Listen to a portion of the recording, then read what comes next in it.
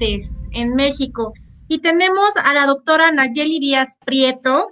Ella estudió la licenciatura en psicología en DePaul University, estudió un diplomado en violencia doméstica en Mujeres Latinas en Acción, estudió una maestría en psicología clínica en The Chicago School of Professional Psychology y ha trabajado con migrantes desde el 2006. Bienvenida, Nayeli. Muchas Hola, gracias muchas por gracias. acompañarnos. Hola, Patricia, muchas gracias. Hola, Sandy, gracias por tenerme aquí. Muchas gracias. ¿De qué nos vas a hablar? Platícanos. Bueno, les quiero hablar sobre quiero darles datos importantes solamente para que poner en contexto cuántas mujeres inmigrantes hay en el mundo y además en particular mexicanas, pero también cuál es la problemática que las mujeres mexicanas inmigrantes y latinas en general, pero vamos a enfocarnos en las mexicanas, se enfrentan todos los días. He tenido el privilegio y honor de trabajar directamente con mujeres inmigrantes que han sufrido de trauma, de abuso sexual, psicológico, emocional y con sus niños también. Entonces, de eso quiero hablarles. No sé si tengan alguna pregunta. Las preguntas son al final, Nayeli. Okay, seguimos con el tema, por favor. Okay, bueno, entonces déjenme decirles que el primer dato que tengo es que hay en 1980 había 7.3 millones de mujeres que se vinieron a vivir a los Estados Unidos. Yo vivo en Chicago. Después ese número siguió aumentando y ya para el 2000 había 17.5 millones de mujeres viviendo en Estados Unidos, mujeres inmigrantes. Y ya después en el 2015 subió ese número a 27 millones. De esos 27 millones, más de el 31% son de origen mexicano. O sea, eso es un dato que se me hace muy importante que tengamos en cuenta. 31% de esas mujeres inmigrantes son mexicanas. Ahora, ¿por qué están migrando las mujeres? Antes se creía, lo que pasaba antes es que las mujeres venían a reunirse con sus esposos. No era una reagrupación familiar. Este fenómeno está cambiando. Ahora ya no vienen a reunirse con los esposos. Ahora ellas vienen solas. En promedio son de 20 a 40 años, solteras, y deciden venir a este país por decisión propia, entre comillas, decisión propia, porque hay muchos factores que mueven a las mujeres, que motivan a las mujeres a venirse a este país por motivos económicos. Lo sabemos muy bien, que a veces somos forzadas a dejar nuestro país porque no hay empleo, no hay oportunidades, y por violencia, sobre todo en la frontera. Entonces vienen a este país, dice, las condiciones y los motivos están cambiando y es muy importante que tengamos en cuenta esto, que ahora ya no vienen a reunirse con el esposo, sino vienen ahora ellas por decisión propia. En Estados Unidos hay 4.7 millones de familias mexicanas y de ese 4.7 millones de familias mexicanas, el 44% de esas familias está dirigida por una mujer sola, sin familia en la mayoría de los casos, sin hablar el idioma, con un bajo nivel educativo. Entonces son mujeres extraordinarias que salen adelante en este país, que les voy a hablar con las diferentes problemáticas que tienen que enfrentar, y aparte educan a sus hijos por ellas mismas, enfrentándose a diferentes condiciones. Una de ellas, la discriminación. Por ser mujer, por no tener documentos, porque es muy importante, no es lo mismo inmigrar a un país, o sea, venir a un país con documentos que sin documentos. La situación y la problemática se vive muy distinto, la experiencia es distinta. Los retos que uno vive con documentos y sin documentos son muy distintos. Ser inmigrante, obviamente, hay una discriminación por no estar en este país, porque cuando hablas el idioma, cuando hablas inglés, lo hablas con un acento, y hay una discriminación también por eso. Ser mexicana, ser latina, entonces ya es un factor eso, la discriminación que se tienen que enfrentar el día a día. Marginalización. Las mujeres inmigrantes y los migrantes en general viven en su mayoría en comunidades mexicanas o ecuatorianas, dependiendo del país de origen. Y a mí me ha tocado trabajar con mujeres que llevan años viviendo en Estados Unidos, pero no salen de esa comunidad, de ese barrio donde viven, de ese barrio mexicano, no salen y no conocen otros lugares.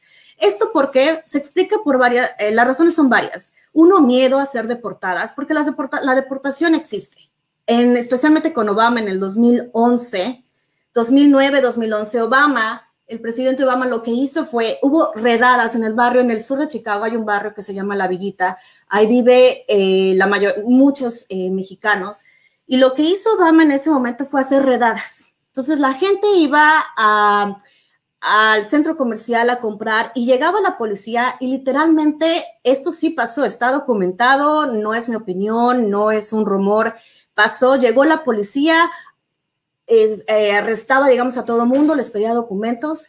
Entonces, imagínense, el temer que vas a estar con un miedo permanente de que vas a salir a la calle y te pueden arrestar, separar de tu familia, separar de tus hijos, ya no llegar a tu casa, perderlo todo, eso es un temor real. Entonces, lo que hacen las personas que viven sin documentos, la mayoría de ellos no salen. Y si salen, lo hacen con miedo, incluso al manejar, porque van manejando y los pueden tener. Y es un problema manejar sin licencia porque los indocumentados no tienen, las personas que viven sin documentos, es muy difícil que les den una licencia. Entonces son muchos retos día con día que viven los inmigrantes, pero las mujeres, como les dije, les estoy hablando de este 44% de mujeres que viven en este país solas, sacando adelante a una familia. Estoy hablando de la marginalización, lo que les comentaba, que se quedan en sus casas, en sus comunidades y no salen a otros lugares. Eso me tocó verlo mucho con las mujeres que yo trabajaba. Solamente salían de sus casas para venir a terapia conmigo y yo daba la terapia en esa comunidad. Ellas no salen, las mujeres con las que yo trabajé, ahí venían a verme a mí. Otro de los retos que se enfrentan nuestras mujeres es acceder a la salud, por ejemplo. O a terapia. Yo la terapia que daba no me pagaban, lo hacía de una forma voluntaria. ¿Por qué? Porque hay una idea de que los inmigrantes indocumentados tienen acceso a todo aquí en Estados Unidos. Y no es cierto, no tienen acceso a nada, no tienen acceso, como dije, a salud, no tienen menos a salud mental, eso es un lujo, no se puede. La salud mental es carísima, una sesión cuesta $160 la hora.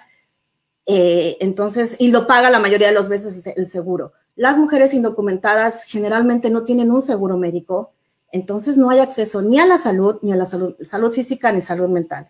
Ese es un punto número uno. Y esto es muy importante, ¿por qué? Porque no tener acceso a la salud mental, que es mi área, es mi especialidad, las mujeres presentan, lo que yo he visto más y lo que los datos nos arrojan es que las mujeres inmigrantes sufren más, como todo el mundo, pero en este caso los motivos y el origen de la depresión que sufren y la ansiedad es por diferentes motivos. Depresión y ansiedad porque han estado las mujeres en Estados Unidos años sin regresar a México. En el caso de las mujeres que no tienen documentos, no pueden regresar a México porque saben que si salen del país ya no pueden entrar. Entonces no pueden ver a su familia. Me ha tocado trabajar con mujeres que tienen 20, 30 años sin ver a sus papás, a sus familiares, sin regresar a su lugar de origen. Y eso les causa, evidentemente, no hay que ser un especialista en la materia para saber que el no ver a tu familia por tantos años la consecuencia son tener depresión y ansiedad por el aislamiento, el no estar en contacto con nadie ni tener una red social de apoyo. La segunda es ansiedad. Precisamente, generalmente la depresión y ansiedad van de la mano, entonces he visto mujeres con depresión y ansiedad. Y uno de los casos cuando los que he trabajado es por este aislamiento. Solamente trabajan más de 8 horas, no viven con su familia, están solas y tienen que cuidar a sus hijos. Entonces, y además no tienen, como les repito, no tienen acceso a la salud, no tienen acceso a salud mental ni a salud física porque, como les decía, se tiene la creencia de que los inmigrantes indocumentados tienen acceso a todos estos servicios. No es cierto, ellos no tienen acceso a nada, pero sí pagan impuestos. Eso es algo que hay que tener muy en claro. Sí se pagan impuestos, pero ellos no reciben nada a cambio. Entonces, para resumir, lo que decía, las mujeres inmigrantes se enfrentan a discriminación, uno, por su condición de migrante, por su condición de mujer, por no tener documentos, en el caso de los que no tengan, por ser mexicanas, por ser latinas. Entonces, esto es un conjunto de factores que influyen en la salud mental de las mujeres, y las mujeres inmigrantes sin documentos no tienen acceso a la salud mental, no tienen acceso a la salud, un chequeo de salud, por ejemplo. Ahora, eso es muy importante también. Ahora, ¿qué pasa con sus hijos? Los hijos de estas mujeres inmigrantes que nacieron en Estados Unidos. Ellos sí tienen acceso a salud médica y salud mental. Sin embargo, he visto en mi experiencia, lo que yo he visto es que con las mujeres, cuando vienen con sus hijos, por ejemplo, a terapia, un caso, por ejemplo, un niño de 9 años, no se le detectó no se le diagnosticó autismo. el doctor, el pediatra, por alguna razón, yo siempre he tenido esta pregunta, ¿por qué no se da un diagnóstico adecuado a nuestros niños? A esta persona, a este niño no se le diagnosticó a tiempo el autismo y solamente se le diagnosticó a los 9 años cuando yo le di el diagnóstico y lo referí entonces otra vez con su doctor primario. Entonces, además de los retos que estas mujeres en particular están padeciendo, también hay que ver cuál es la consecuencia de ellas tener aquí a hijos, vivir solas, no en su país y además de ellas no tener acceso a la salud. ¿Qué pasa con sus hijos? Tampoco se les da un buen servicio, aunque sean ciudadanos. Se les da un diagnóstico incorrecto o no se les da un diagnóstico a tiempo. Esos son los retos que las mujeres inmigrantes viven sin documentos. Creo que, como lo dije antes, es muy importante ver que es diferente ser una mujer inmigrante con documentos y una mujer inmigrante sin documentos. No es lo mismo, los retos que uno se enfrenta no es lo mismo, hay discriminación por lo que les decía del acceso a los recursos. Ahora, hay muchas organizaciones que ayudan a mujeres inmigrantes que les prestan diferentes servicios.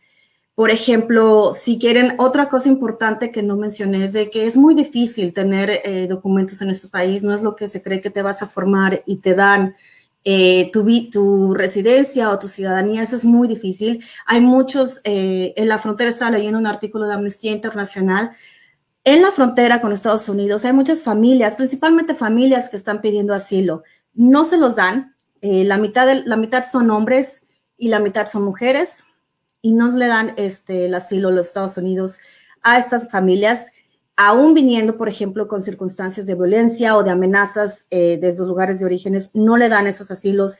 Las mujeres inmigrantes indocumentadas que vienen aquí, tampoco es fácil que se legalice su estatus. Hay 3 opciones, 3 vías por las que podrían legalizar su estatus. Uno es a través de algo que se conoce como la U-Visa, y esto es si la mujer ha sido víctima de violencia doméstica. Puede a través de la U-Visa legalizar su estatus, sin embargo es muy difícil. ¿Por qué? Porque tiene que ir y denunciar que su esposo la golpeó. Muchas mujeres no denuncian al esposo. ¿Por qué? Porque el esposo en muchas ocasiones tampoco tiene documentos y no quieren denunciar porque tienen miedo que al esposo lo deporten, que no es el caso. Uno puede ir a denunciar al esposo de violencia doméstica y no necesariamente lo van a deportar, simplemente pueden poner una orden de restricción o lo pueden meter en la cárcel por un periodo, me parece que es de 48 horas, pero no es que se vaya a deportar. Entonces las mujeres tienen ese miedo, no denuncian porque no quieren que les pase nada a los esposos, aún que ellos son los agresores.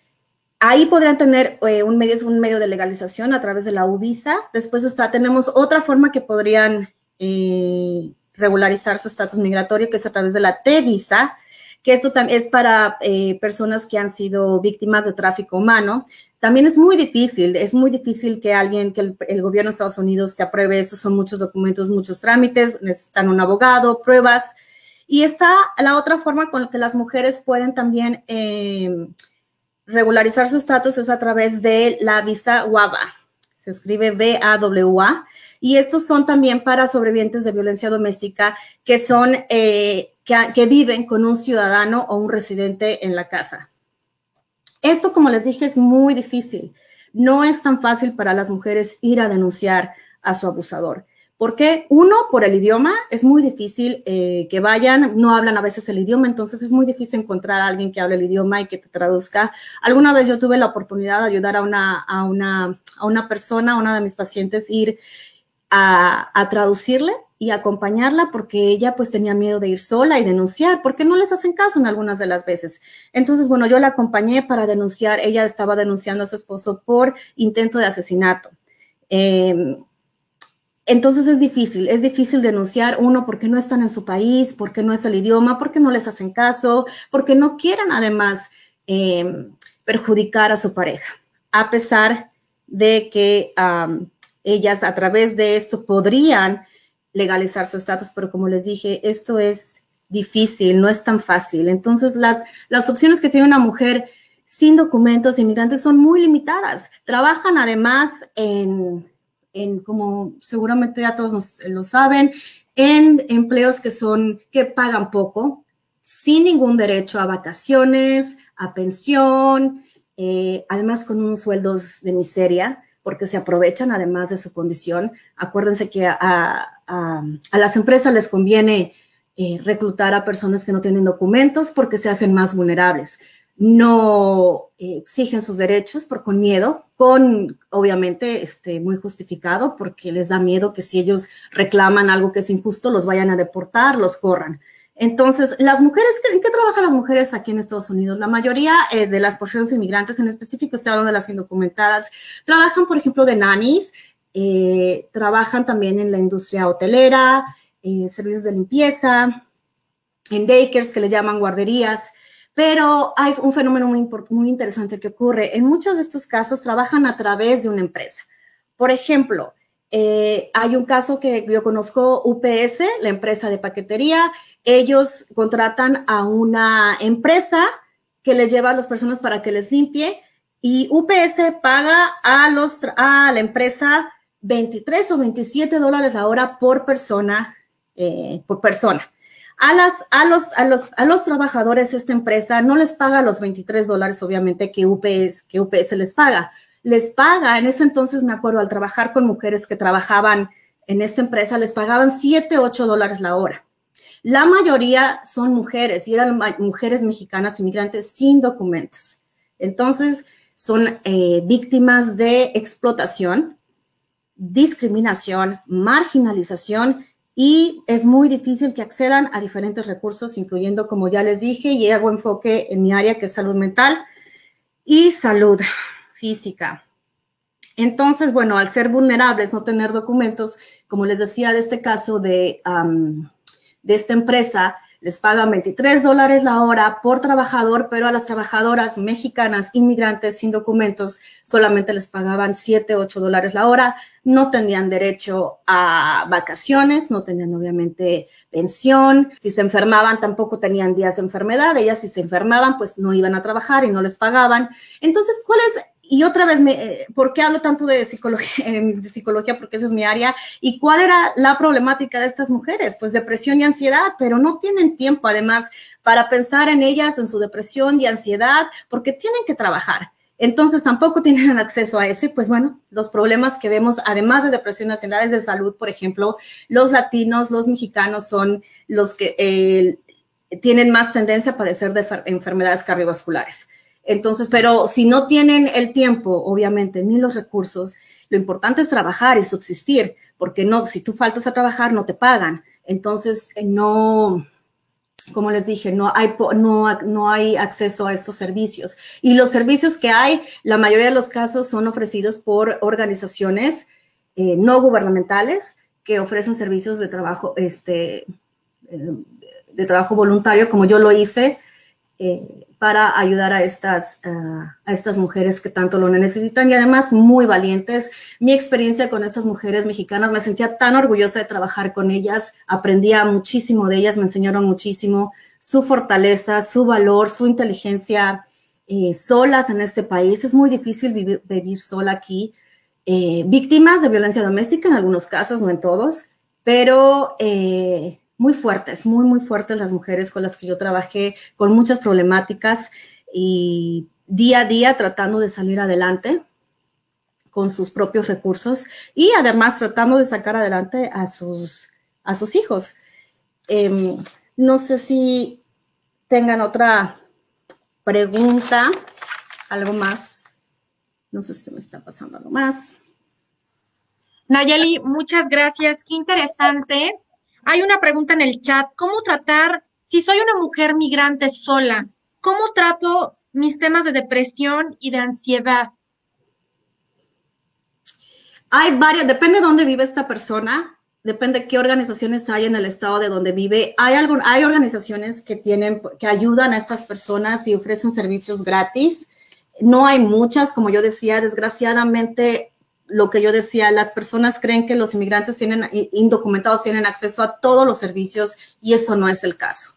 Entonces hay que ver en qué estado vive y qué organizaciones hay en su estado que ofrezcan servicios gratis. Repito, son muy pocos, muy pocos. Y los que hacemos, yo hago a veces cuando tengo tiempo trabajo voluntario. porque no hay mucha escasez para las mujeres ofrecerles esos servicios, entonces muchos de los servicios que hacemos de una forma voluntaria. Entonces solamente sería ver en qué estado ella está. Muchas gracias. Sandy, ¿algo que agregar? Yo aquí tengo una pregunta, Nayeli, que me están haciendo los migrantes, hombres y mujeres, de hecho, varias que dicen, ¿tú qué opinas de que ahora ganó Biden? ¿Qué va a pasar con los migrantes? ¿Tienen miedo? Mucho miedo. Había mucha expectativa, pero hay que recordar algo. A mí no me gusta Trump, pero quien más deportó mexicanos fue los demócratas. Y no nada más los deportó. Lo que Obama hizo fue miserable. En el 2009, creo, implementó un programa que se llamaba E-Verify. ¿Qué quiere decir E-Verify? Llegaban a las empresas y pedían el récord de todos los empleados para ver qué seguro social era falso y los corrían inmediatamente. Había personas trabajando 20 años en una empresa y no tenía documentos, y Obama, al implementar este programa E-Verify, esa persona que tenía trabajando 20 años en una compañía, la corrieron evidentemente sin ningún beneficio, sin nada, perdió todo. Entonces, pues... No, pero era Biden, o sea, Obama era el presidente, pero Biden era vicepresidente en la administración de Obama. Entonces, yo tengo mis dudas con eso. Biden y Trump tienen las mismas políticas, las mismas ideas para la migración. Eso lo han dicho en su discurso, lo dijeron, y yo no veo ninguna diferencia entre Biden y Obama, Trump y Biden en su discurso sobre una reforma migratoria. El discurso es el mismo, exactamente el mismo. La diferencia, Trump no deportó tantos como Obama. Sin embargo, bueno, pero Trump separó familias, pero Obama también. Entonces, no le veo yo no le veo un cambio con Biden o Trump para nosotros los inmigrantes, los indocumentados. Perfecto. Muchas gracias, Nayeli. Pues yo creo que despedimos a Nayeli. Muchísimas gracias, Nayeli. Muchas gracias. Que estén muy bien. Bye. Gracias, Nayeli.